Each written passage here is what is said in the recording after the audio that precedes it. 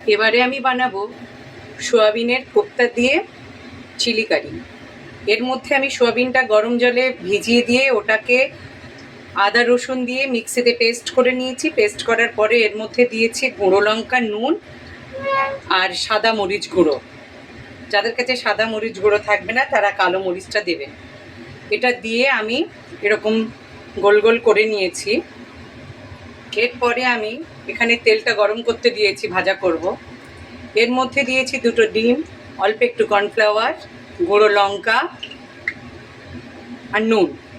এটা ফেটিয়ে এর মধ্যে কোট করে আমি দেব, কারণ ওটা যদি শুধু ভাজতে যাই হয়তো খুলে খুলে যাবে, যার জন্য আমি এটার মধ্যে কোট করব। এগুলো এরকম লাল লাল করে ভেজে নিয়েছি। আর এটা কিন্তু ডিম আর কর্নফ্লাওয়ার দিয়ে কোট করতেই হবে, না হলে কিন্তু ভেঙে যাবে। আর খেতে খুবই ভালো হয়েছে, এটাই খেতে ভালো হয়েছে। এবার আমি এই তেলের মধ্যে দিয়ে দিলাম পেঁয়াজ কুচি, ক্যাপসিকাম আর কাঁচা লঙ্কা কুচি।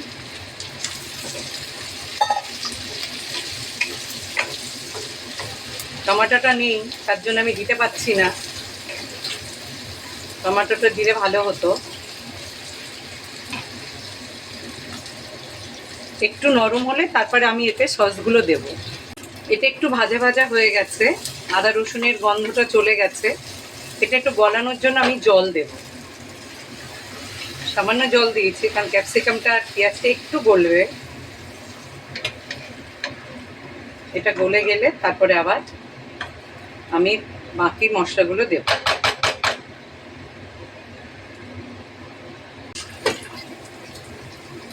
এগুলো গলা গলা মতো হয়ে গেছে, ক্যাপসিকাম পেঁয়াজ সবটাই। এর মধ্যে আমি দেব একদম অতি সামান্য soya sauce,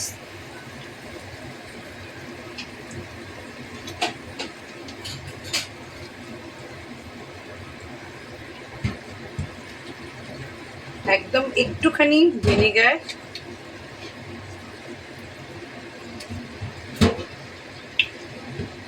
green chilli sauce, যেহেতু চিলিটা করবো বেশি, ফ্লেভারটা চিলিরই থাকবে।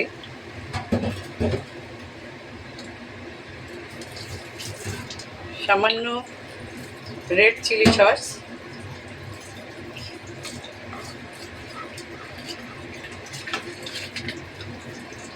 অল্প একটু টমেটো সস।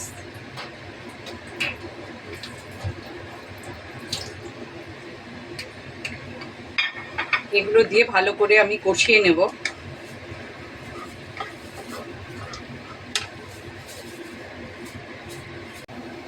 পুরো মশলাটাই তেলের উপর উঠে এসছে। এর মধ্যে আমি একটু জল অ্যাড করব।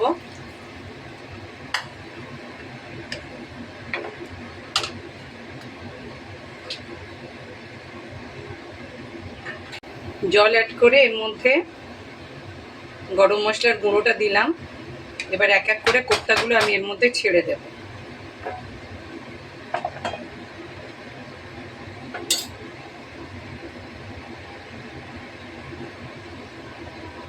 বেশি নাড়াচাড়া করা যাবে না, কোপ্তাগুলো ভীষণ নরম হয়েছে।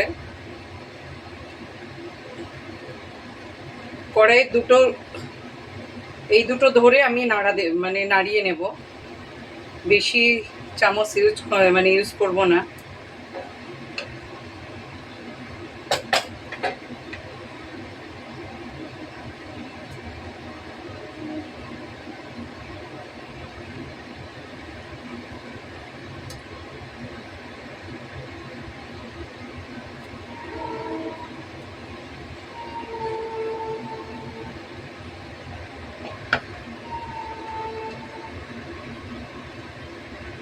একটু ফুটে জলটা একটু কম হবে, আমি নামিয়ে নেব। এইভাবে খেয়ে দেখবেন, খুবই ভালো লাগে। কারণ সয়াবিনটা অনেকে খেতে চায় না, কিন্তু বিভিন্ন ধরনের রান্না করলে কিন্তু ভালো লাগে।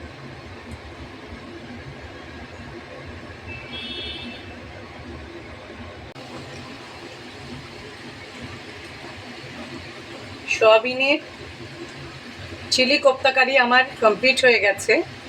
এবার আমি গ্যাসটা অফ করে দেব। Thank you. All friend,